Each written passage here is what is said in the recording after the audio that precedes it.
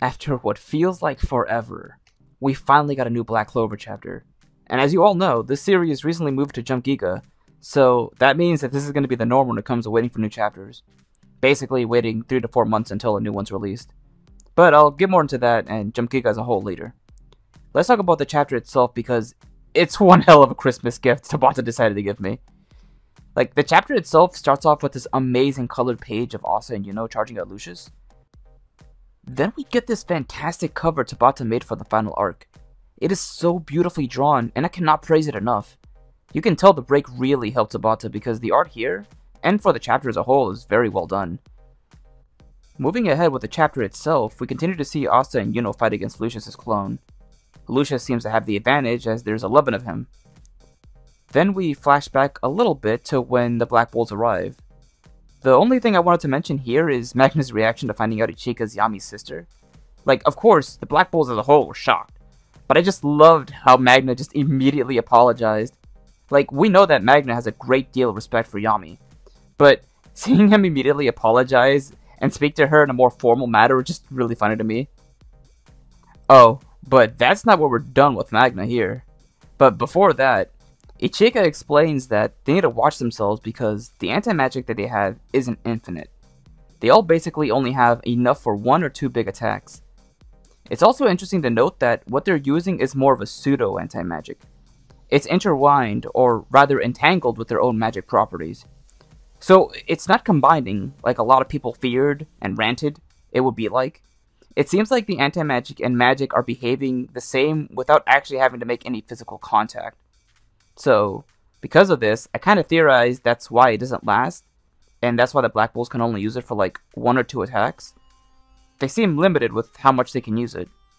So, there you go. I feel like a lot of people freaked out over nothing, and I really wish people would be more patient. And I'm kind of tired of saying that over again, but what can you do?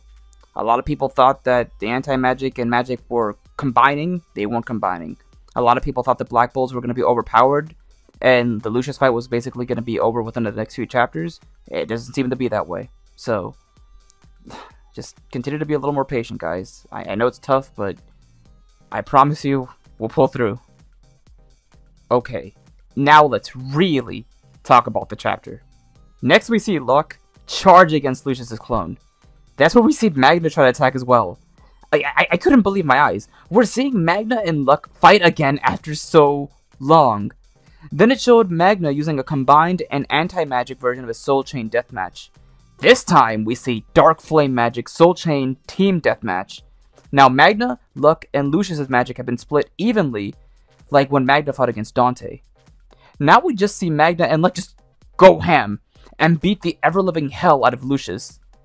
Afterwards, we see what is a beautiful callback to the Vito fight, with Magna and Luck charging their full power at Lucius. They use Black Flame and Black Lightning exploding cannon. And with that, a Lucius clone has been taken down. I cannot tell you how goddamn hyped I was when this got leaked. Like, I so desperately wanted to make a video talking about the leaks, but I sadly wasn't able to. But if you followed me on Twitter, then you know I was losing my goddamn mind. And I still am, to be honest.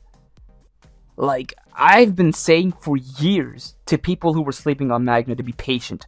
I knew Tabata was cooking up something for this man, and I was right with the Dante fight, and I was especially right here.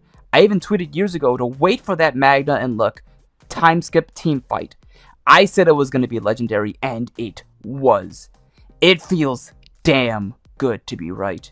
And now both Dante and Lucius are Magna victims. That's 2 Zagratis siblings right there. I need everyone. I need all of y'all to remember his name. That is Magna the Goat Swing. Don't forget it. And another thing that made this feel great too was Tabata's art at Jump Festa. He made an illustration of both Magna and Luck, and I remember being a bit confused as to why, but I thought he was just trying to give them some love, so it made me happy to see, some Magna art. But no, bro, that was actually a teaser for the chapter. And it seemed obvious looking back, but I'm kind of happy I was oblivious to it because it made the leaks night all the more special. Now I'm really excited for the next few chapters of Black Clover. Like, this chapter showed off 2 things. The first thing is, that Black Clover is here to stay, and it's not ending in 4 to 5 chapters like many were speculating. Tabata is going to tell his story and take his time with it. And I know the wait is going to be killer, but it'll be worth it. The other thing is, for the Black Bulls, Tabata might actually show off more tag team fights, and I'm excited to see them all take out a Lucius clone. Like, Tabata, he really does a great job utilizing his cast. I cannot wait to see who works with who to take out a clone. We are in for a lot of great moments. But, yeah, I think I've rambled on enough about the chapter. So, what did you guys think? Did you enjoy the Magna and Luck beatdown? And which 2 Black Bulls would you like to see work together to take down Lucius? Feel free to let me know in the comments below, and I'll try to respond to all of them. And now I'll be heading out. Here's looking forward to the next chapter whenever it comes out, and peace out, everyone.